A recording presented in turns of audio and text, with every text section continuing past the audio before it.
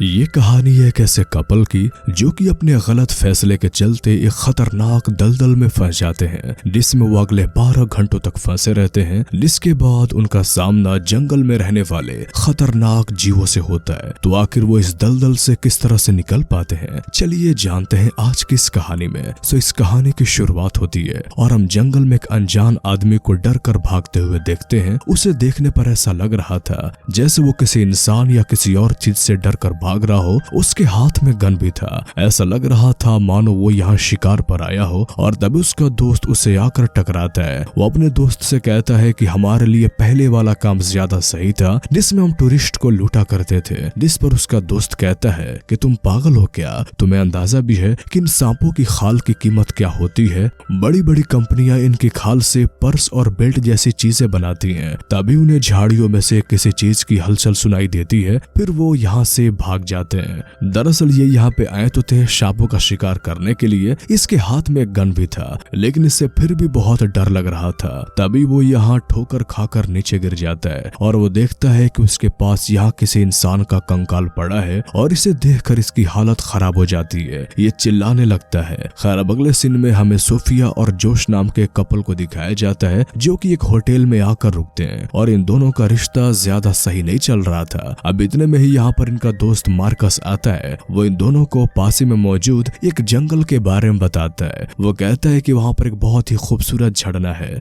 तुम्हें वहाँ एक बार जरूर जाना चाहिए। खैर अब अगले दिन ये दोनों रिसेप्शन पे जाकर उस जंगल में मौजूद उस झरने तक जाने का रास्ता पूछते हैं। रिसेप्शनिस्ट बताता है कि वहाँ पहुँचने के बाद आपको 2 रास्ते मिलेंगे, एक बड़ा है और एक छोटा, लेकिन आप बड़ा रास्ता चुनना, क्योंकि उस छोटे रास्ते में वहाँ पे रहने वाले लोग भी नहीं चुनते, क्योंकि उस छोटे रास्ते पे मौजूद बहुत ही खतरनाक दलदल है और वहाँ पे बहुत खतरनाक सांप भी है। खैर अब ये पता करने के बाद ये दोनों यहाँ से निकल पड़ते हैं और इनके यहाँ से जाते ही रिसेप्शनिस्ट एक आदमी को इशारा करता है। सोफिया और जोश यहाँ कोलंबिया में किसी काम से आए थे, जो कि उनका 2 दिन पहले ही पूरा हो गया था। और अब इसलिए ये दोनों अपने दोस्त मार्कस के कहने पर इस जंगल में घूमने के लिए जा रहे थे। खैर अब इसके बाद ये दोनों अपने दोस्त की बताई हुई उस जगह पे पहुंच जाते हैं और यहाँ पर अपनी कार को पार्क करके झरने तक जाने के लिए हाइकिंग शुरू कर देते हैं। वो दोनों रास्ते में भी एक दूसरे से ज्यादा बातें नहीं कर रहे होते, क्योंकि उनकी एक दूसरे से नहीं बन रही थी। अब चलते चलते ये जंगल में काफी अंदर पहुंच जाते हैं और अब काफी थक भी जाते हैं, इसीलिए ये आराम करने के लिए एक जगह पे बैठ जाते हैं। लेकिन तभी वहाँ का मौसम बिगड़ने लगता है। जोश कहता है कि हमें वापस जाना होगा,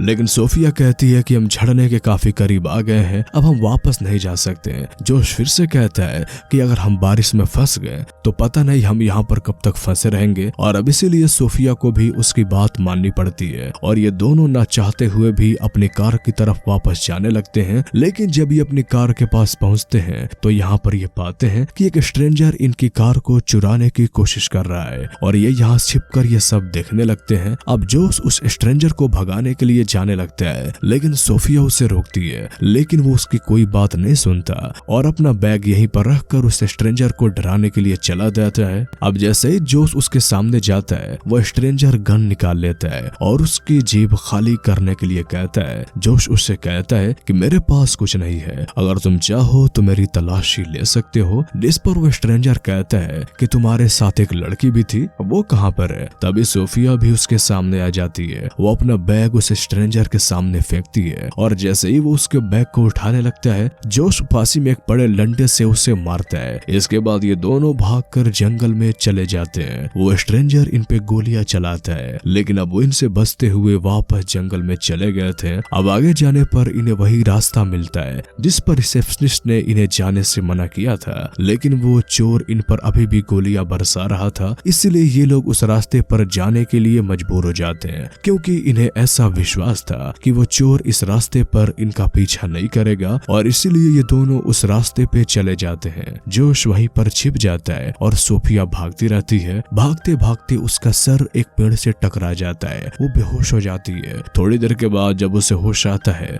तो वो अपने हस्बैंड जोश को आवाज लगाने लगती है, लेकिन उसका हस्बैंड लापता था, उसका अता पता नहीं था। लेकिन वो जैसे ही आगे बढ़ती है तभी वो एक दलदल में फंस जाती है, जो कि ऊपर से दिखने में एकदम नॉर्मल जमीन लगती है। अब उसके दलदल में फंसते ही जोश भी यहाँ पे आ जाता है। वो सोफिया से कहता है कि ज्यादा हिलो मत, मैं कुछ करता हूँ। इसके बाद वो एक पतली सी छड़ी लेकर सोफिया की तरफ डालता है, लेकिन वो छड़ी टूट जाती है। इसके बाद वो फिर से सोफिया से कहता है कि तुम ज्यादा हिलो डुलो मत, तुम घबराओ मत, लेकिन वो इसकी बात सुन नहीं रही थी और ज्यादा हिलती है और इसी वजह से वो दलदल में डूब जाती है। अब जोश भी कुछ नहीं सोच पाता और वो जल्दी से उसे बचाने के लिए दलदल में कूद जाता है। अब इन दोनों की ही बुरी तरह से लगने वाली थी, क्योंकि अब ये दोनों इस दलदल में फंस चुके थे। वही दूसरी तरफ दिखाया जाता है कि इनका दोस्त मार्कस इन दोनों से मिलने के लिए होटल में आया था, लेकिन उसे वो यहाँ पे नहीं मिलते हैं। फिर वो अपने वॉइस मेल चेक करता है, जहाँ पर उसे जोश का मैसेज मिलता है, जिसे वो बताता है कि मैं सोफिया के साथ तुम्हारी बताई हुई जगह पे हाइकिंग करने के लिए जा रहा हूँ, मैं वापस आकर तुम्हें कॉल करूंगा। वही दूसरी तरफ जंगल में बारिश रुक चुकी थी और जोश सोफिया को हौसला देता है, कहता है कि डरो मत, हम यहाँ से सेफली निकल जाएंगे, क्योंकि मिट्टी का वजन इंसानों के वजन से ज्यादा होता है। मैंने ऐसे किताब में पढ़ा था। दरअसल जोश एक बहुत हंसमुख इंसान था।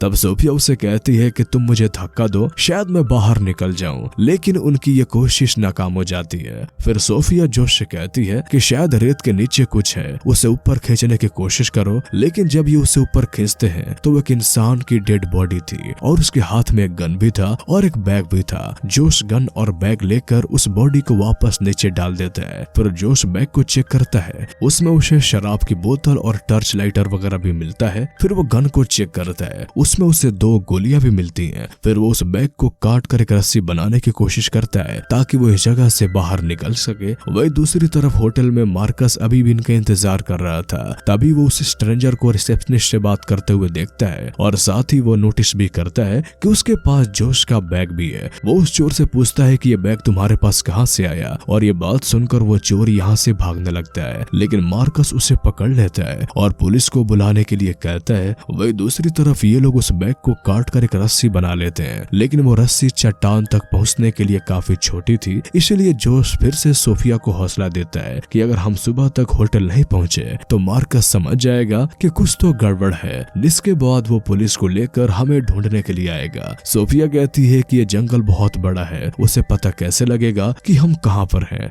तभी उनके सर के ऊपर से एक हेलीकॉप्टर गुजरता है, जिसे देखकर ये दोनों बहुत चिल्लाते हैं ताकि उन्हें पता लग जाए कि जंगल में ये मुसीबत में है, लेकिन उनकी ये कोशिश बेकार जाती है। सोफिया भी अब हिम्मत हारने लगी थी, जिस पर जोश उसे फिर से समझाता है कि कल हम इसी वक्त होटल में बैठकर मार्कस के साथ इस बकवास सिचुएशन का मजाक उड़ा रहे होंगे जिसमें अभी हम हैं। लेकिन सोफिया कहती है कि मुझे ऐसा नहीं लगता, जिस पर जोश कहता है कि तुम मेरा हौसला बढ़ाने के बजाय और कम कर रही हो। ऐसा क्यों कर रही हो तुम? तभी सोफिया की पीठ पर चींटियां चढ़ने लगती हैं, इसलिए जोश उस शराब की बोतल लेकर खुद पर डालने के लिए कहता है। अब इससे चींटियां तो भाग जाती हैं, लेकिन जहाँ पर उन्होंने काटा था वहाँ पर घाव हो जाता है। अब जोश भी हिम्मत हार चुका था, इसलिए वो रोने लगता है। सोफिया कहती है कि अगर हम हेलीकॉप्टर पर अपने राइफल का इस्तेमाल करते हैं तो जरूर वो हमें सुन लेते हैं। इसके बाद वो जोश से गन मांगती है और जोश उसे वो गन दे देता है, लेकिन इसके बाद अब वही होता है जिस बात का डर था। ये जंगल जिन सांपों की जहरीली प्रजाति के लिए ज्यादा मशहूर था, वही सांप यहाँ पे आ जाते हैं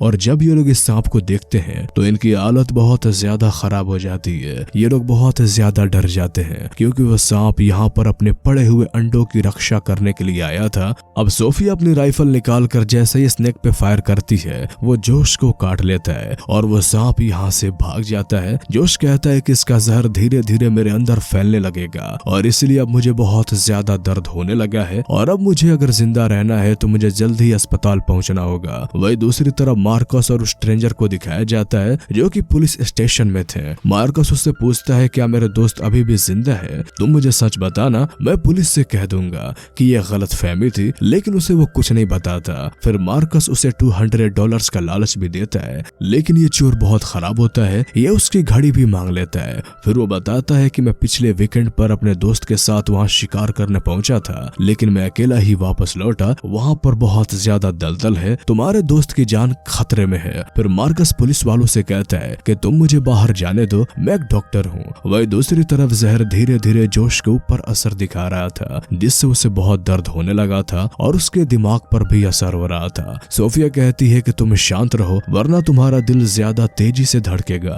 और जहर और तेज चढ़ेगा। जोश के पूरे शरीर में भयंकर दर्द होने लगा था और ऐसा लग रहा था कि उसके शरीर में खून की जगह आग और तेजाब बहने लगा हो। जोश कहता है कि ऐसे मौत आने से अच्छा तुम्हें भूख से तड़प कर मर जाता। अब जोश के गले के पास खून जमा होने लगा था, इसलिए सोफिया चाकू को लाइटर से गर्म करती है और जोश की गर्दन में जमा हुआ खून निकालती है और ये पल जोश के लिए बहुत दर्दनाक था। अब इससे जोश को थोड़ा आराम कम तो मिलता है, लेकिन उसका शरीर अब सून होने लगा था। अब इसके बाद ये दोनों अपने एक साथ बिताए अच्छे पलों को याद करने लगते हैं। तभी यहाँ पर सोफिया को एक आइडिया आता है कि अगर हम उस सांप को एक रस्सी की तरह इस्तेमाल करें तो हम यहाँ से बाहर निकल सकते हैं। जोश कहता है कि अब तक वो सांप बहुत ज्यादा दूर जा चुका होगा, लेकिन सोफिया कहती है कि नहीं, वो एक माँ है, वो अपने अंडे से ज्यादा दूर नहीं जाएगी। फिर वो अपने पास में ही मौजूद एक वाइन कूलर से देखती है, वो सांप इनके पास में ही पड़ा था, लेकिन अब सोचना ये था कि सांप को पास बुलाए कैसे। जिसके बाद वो अपने पास पड़े सामान को उस पर फेंकने लगते हैं। अब इससे परेशान होकर सांप फिर से इनके पास आने लगता है और जैसे ही ये सांप को मारने के लिए गन उठाती है, सांप उनकी आंखों से गायब हो जाता है, क्योंकि इस बार वो उनके पीछे से हमला करने वाला था। सोफिया घूम नहीं सकती थी और अब जोश भी बेहोश था। फिर सोफिया चाकू से पीछे का देखती है। सोफिया अंदाजे से गोली चलाती है, लेकिन वो उसे नहीं लगती और इसलिए वो सांप उसे भी काट लेता है। वो उसके पूरे शरीर से लिपट कर उसे अच्छे से जकड़ लेता है, लेकिन सोफिया सांप का मुंह पकड़ लेती है क्योंकि वो उससे फिर से काटने वाला था। लेकिन इतने ही में जोश को होश आ जाता है और वो सांप को चाकू से मार देता है।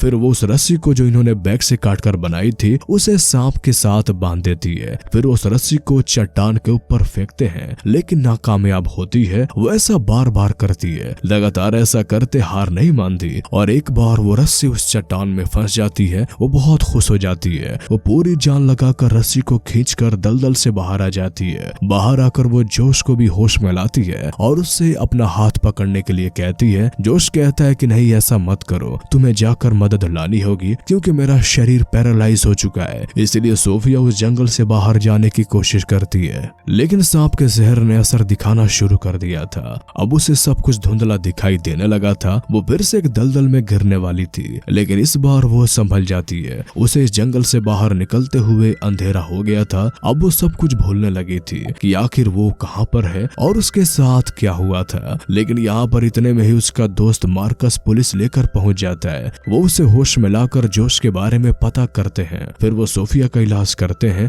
उसे एंटीडोट देते हैं। वही दूसरी तरफ सर्च ऑपरेशन 1 से 1.5 घंटा चलता है। वो जोश को भी ढूंढ लेते हैं और सोफिया के पास लाते हैं। और अच्छी बात यह होती है कि जोश अभी भी जिंदा था और इन्हें बचाने में मार्कस का एक अहम रोल था। और इसी के साथ ये कहानी यहीं पे खत्म हो जाती है। तो कैसी लगी आपको ये मूवीज एक्सप्लेनेशन, हमें कमेंट करके जरूर बताएं। और अगर आप इस तरह की और भी कहानियां सुनना चाहते हैं तो हमारे चैनल को सब्सक्राइब कर लें। तो फिर मिलते हैं आपसे अगले वीडियो में, तब तक के लिए गुड बाय।